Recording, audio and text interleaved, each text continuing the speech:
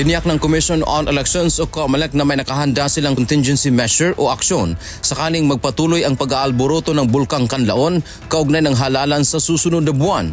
Ayon kay Chairman George Erwin Garcia, hindi sila papayag na hindi makaboboto ang ating mga kababayan na apektado nito.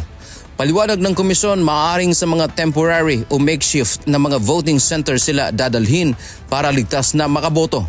Kasama na rin po sa pakikipag-ugnayan na ginagawa ng COMELEC sa ating pong Office of Civil Defense sa OCD upang matulungan din yung aming mga tauhan sa pagsiset up kung sakasakali nitong mga pansamantala na pagbobotohan po.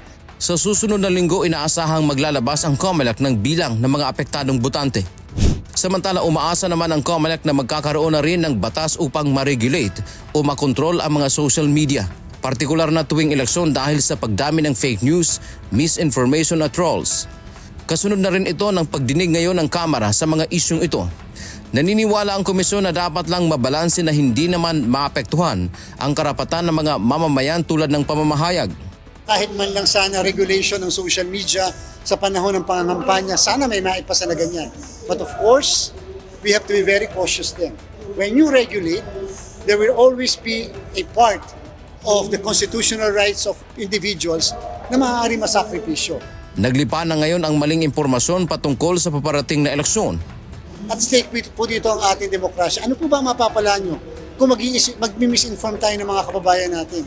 Kung magdi-disinform tayo ng kababayan natin o mga fake news ang pakakalatin natin?